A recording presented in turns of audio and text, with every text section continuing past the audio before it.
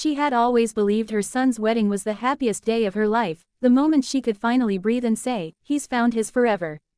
The garden was glowing that afternoon, filled with laughter and champagne bubbles drifting into the blue sky, and every motherly instinct in her told her that everything was perfect, that nothing could ever spoil the joy on her son's face when he looked at his bride. For months afterward, she would replay those moments in her mind, her husband tearing up during the vows, the bride's soft laugh, the first dance under the string lights, and she would tell her friends that it was like something out of a movie. She'd even kept the photographer's number saved with a little heart next to it, because he'd been kind, gentle, patient, and so genuinely happy for them. That was why, when her phone rang 6 months later and she saw his name flash across the screen, she smiled without hesitation, expecting maybe a small favor, a thank you, or perhaps a surprise extra photo he'd found. But when she answered, all she heard was breathing.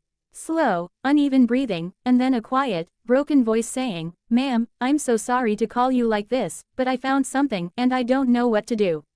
At first, she thought he was joking, or maybe drunk, but the way his voice cracked on the word sorry made her chest tighten. "What do you mean you found something?"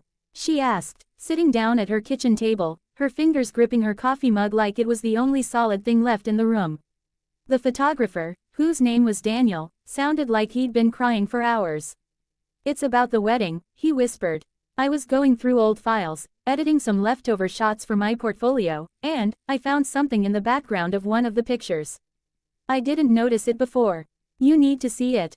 There was a long silence after that, one of those silences that seem to stretch time itself, where your brain starts filling in the blanks with every nightmare possible. Her heart began to race. "Is everything okay with my son?" she finally asked. Daniel hesitated, then said softly, "He's fine. Physically, yes. But, please, can I come by? I can't send this over email. You need to see it in person." 2 hours later, the doorbell rang. Daniel stood there, pale, hollow-eyed, holding a laptop bag against his chest like he was afraid of it. She invited him in, offered him tea, but he shook his head. His hands were trembling as he set the laptop on the table, his eyes flickering to hers with the haunted look of someone carrying a secret too heavy for one person. "I almost deleted it," he confessed, "but something told me you deserve to know." She didn't even breathe as he opened the folder labeled Mason and Lily Wedding, her son's name and his wife's, and scrolled through hundreds of pictures, the ones she remembered, the cake cutting, the kiss, the bouquet toss. Then he stopped on one photo she'd never seen before.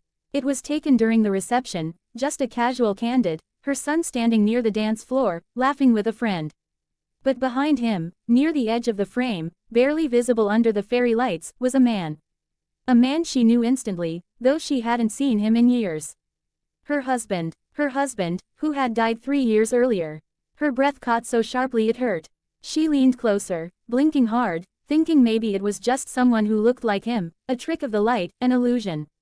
But it wasn't. She knew the shape of his jaw, the way his hands folded in front of him, even the faint scar near his temple from when he'd fallen off his bike as a kid. It was him. Her husband was there, standing at their son's wedding, smiling faintly, as though watching from another world. "This isn't possible," she whispered, her fingers trembling as she traced the image on the screen. "He's been gone for 3 years. Daniel nodded slowly, tears glistening in his eyes. "I thought maybe it was a double exposure," he said, "so I checked the original raw files. It's real. There's no edit, no overlay. He's just there." For a long moment, neither of them spoke. The air in the kitchen felt heavy, electric, as though the past had suddenly come alive around them. She remembered the night her husband died, a car accident on a rainy highway, the call from the hospital, the empty bed that still smelled like his cologne. She'd never fully healed, just learned to carry the pain quietly. And now here he was, in a photo taken 3 years later. "Can I have a copy?" she asked, her voice barely above a whisper. Daniel hesitated. "There's more," he said quietly. He clicked to the next photo, and her heart nearly stopped again. In that picture, her husband's reflection appeared in a window behind her son and his new wife. His expression was different this time, sad, almost pleading, as if trying to warn them about something. She felt dizzy. Why would he be there? She whispered, "What does this mean?" Daniel didn't answer. Instead, he opened a short video clip he'd recorded during the first dance. The soft hum of music filled the room, and her son and Lily were moving slowly, wrapped in each other's arms. The lights shimmered, guests clapped softly, and then, just for a moment, The camera panned slightly, catching a glimpse of that same shadowy figure standing at the far edge of the tent. A faint outline, watching. She gasped aloud, covering her mouth. "Daniel, please stop," she said. He paused the video. She sat there shaking, memories flooding back, the strange things that had happened in the months before the wedding, lights flickering at night, her son saying he kept dreaming of his father standing at the edge of a lake, calling his name. She had dismissed them as grief. But now she wasn't sure. Daniel reached into his bag and pulled out an envelope. "There's one more thing," he said, sliding it across the table. Inside was a printed photo. This one she hadn't seen before either, it was from the rehearsal dinner.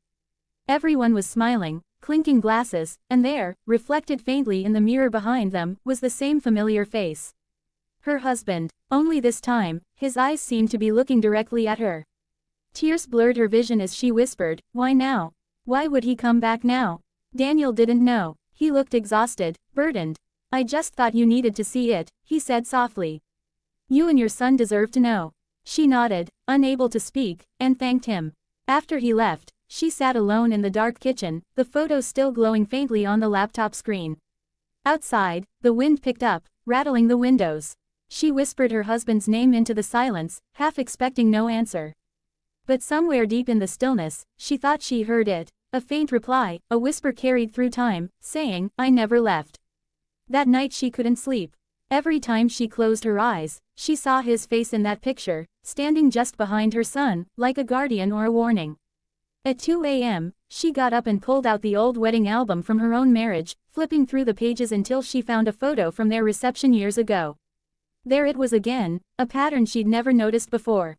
In that old photo, behind her and her husband as they danced, a shadowy figure stood in the background, blurred but eerily similar to her current daughter-in-law's father. The realization made her heart skip. Could it be a coincidence, or was something repeating itself? She didn't know, but a chill crept up her spine as she remembered something her husband once said after their wedding night, "I feel like someone was watching us the whole time." She thought maybe the mind was just cruel, playing tricks born of grief and longing. But the next morning, she got a message from her son. "Mom, can we talk? It's about something weird that happened last night." He came over an hour later, pale and uneasy. "Mom," he said, sitting across from her, "I saw Dad. I know how that sounds, but I swear, I saw him." She froze, her hands tightening around her cup. "Where?" she asked softly. "In our hallway," he said, his voice shaking. It was like he was trying to say something. Lily saw him too. He looked sad. Her son looked down, tears forming. He said just one word. He said, "Truth." Then he was gone. She didn't know what to say. The air in the room seemed to hum, charged with something she couldn't name. She told her son about the photos. He stared in disbelief, then whispered, "He's trying to tell us something." They decided to visit the cemetery that afternoon. When they arrived, the air was cold, still. They stood in front of the grave in silence, not sure what they were hoping to find. But as her son knelt to place flowers, a folded piece of paper caught his eye, tucked under the headstone. It was damp from the dew, but when he opened it, they both recognized the handwriting. It was his father's. "I'm sorry for the pain, but you were never safe. Look closer." The words made her knees weaken. "Never safe," she repeated. Her son looked around, as if expecting someone to appear. "What does that mean?" he whispered. They didn't know, but they would soon learn, because that note would lead them to a truth far darker than either could imagine.